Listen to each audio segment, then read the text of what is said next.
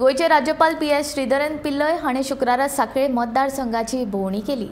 मुख्यमंत्री दोतोर प्रमोद सावंत हांचे सयत सांखळेच्या रवींद्र भवनांत तांणी सरपंचा कडेन संवाद साधलो।